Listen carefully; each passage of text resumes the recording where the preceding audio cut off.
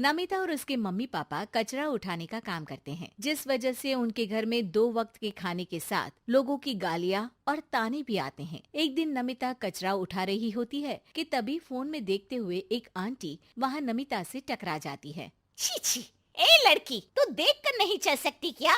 पर मैम साहब, मैं तो अपनी जगह पर ही हूँ, आप फोन में देखते हुए चल रही थी। अरे, एक कचरे वाली होकर मुझसे जुबान लड़ाती है। अब घर जाकर दोबारा नहाना पड़ेगा, पूरा गंदा कर दिया। कितनी बदबू आ रही है। ऐसा बोलते हुए आंटी वहाँ से चली जाती है और उनकी बातों से दुखी नमिता आंखों में आंसू लिए काम करती रहती है। इसी तरह दिन बीतते हैं और एक दोपहर नमिता अपनी मस्ती में गाना गुनगुनाते हुए कचरा इकट्ठा कर रही होती है कि तभी जिंदगी एक सफर है सुहाना, यहाँ कल क्या हो किसने जाना, जिंदगी। तभी उसकी टक्कर मोहन से हो जाती है। अरे देखकर काम करो। मुझे माफ कर दीजिए साहब, गलती से टक्कर हो गई, मैंने जानबूझकर कुछ नहीं किया।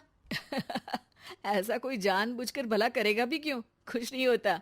सोचा नहीं था कि कभी कोई मेरे साथ इतने अच्छे से बात करेगा। अरे जो नहीं करता वो इंसान कहलाने के लायक नहीं, तुम्हें उनके बारे में सोचना तक नहीं चाहिए। मोहन वहाँ से चला जाता है और नमिता उसकी बात को सोचते हुए दोबारा काम पर लग जाती है। इसी तरह समय बीतता रहता है। एक सर्दियों की सुबह कचरा उठाते हुए नमिता ठंड की वजह से पास के घर की सीढ़ियों पर ओत लेकर बैठ जाती है। कुछ ही देर बाद उस घर की मालकिन वहाँ आ जाती है। हाय तौबा, मेरा सारा घर गंदा कर दिया। अरे मैं घर के सामने गंदगी नहीं होने देती और तू पूरी की पूरी गंदगी मेरे घर की सीढ़ियों पर ही आकर बैठ गई।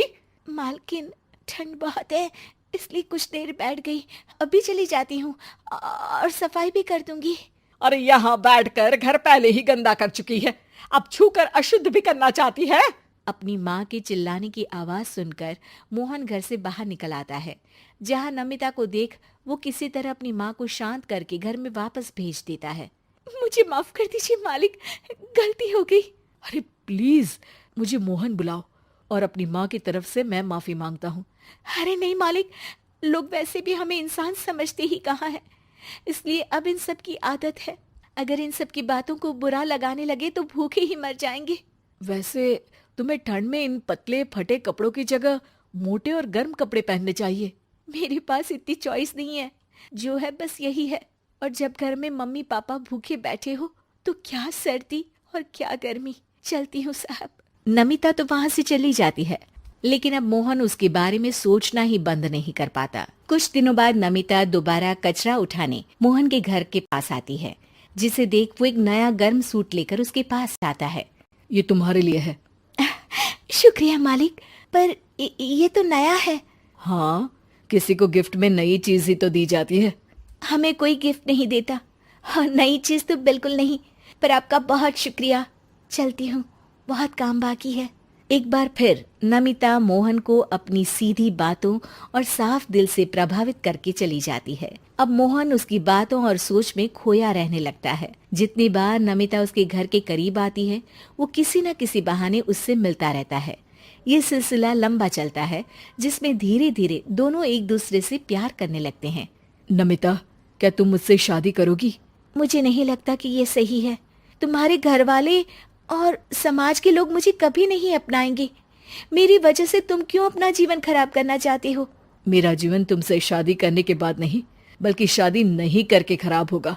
मेरी बात मानो, सब ठीक होगा, भरोसा रखो। मोहन के प्यार और उस पर भरोसे के साथ नमिता शादी के लिए हाँ कह देती है और अगले ही दिन वो दोनों कोर्ट मैरिज कर लेते हैं। इसके बाद मोहन नमिता को लेकर जैसे ही घर पहुंचता है तो वहाँ उसकी मम्मी, जो अपनी सहेलियों के साथ किटी पार्टी कर रही होती है, उन्हें एक साथ देखकर हैरान रह जाती है। हाय राम, कल मुही करम जली, तुझे एक दिन सीढ़ियों पर बैठने के लिए कुछ जरा बहुत बोल क्या दिया। तूने तो बदला लेने के लिए मेरा बेटा ही फंसा लिया। अरे जिस लड़की की हमारे सामने खड़े तक होने की औकात नहीं, मोहन तू सीधा उससे शादी करके घर के अंदर ही ले आया। हाय हाय बहन, अब तुम समाज में क्या मुंह दिखाओगी? अरे मेरी बात मानो, अब बाहर निकलना ही बंद कर देना। आंटी जी, मेरी माँ का तो पता नहीं, पर आप आज बाहर निकलकर दोबारा इस घर में कदम मत रखना। अरे हम ऐसे कचरे वालों के घर में आकर अपनी इज्जत खराब करने का शौक भी नहीं रखते। अगर यही कचरे वाली आपके घर का कचरा उठाना बंद कर दे तो उस आलीशान मकान में आप 2 दिन भी नहीं रह सकती। पता है क्यों? क्योंकि आप जितनी गंदगी फैलाते हैं ना, उसे ये साफ करती है। इसलिए आपका घर साफ रहता है और आप उस पर घमंड कर पाती है। इस हिसाब से तो आप और हम कचरे वाले हुए। ये नहीं, कुछ भी हो, बीमारी, ठंड या गर्मी, ये हमेशा अपनी फिक्र ना करते हुए आपको सेफ एंड क्लीन रखने के लिए सफाई करने आती है और आप इसे ही गंदा बोलती है। शर्म करो। मोहन की बात सुन के सबको अपने कहे पर शर्म आने लगती है, जिस पर वो नमिता से माफी मांगते हैं और मोहन की मम्मी भी उसे अपना लेती है।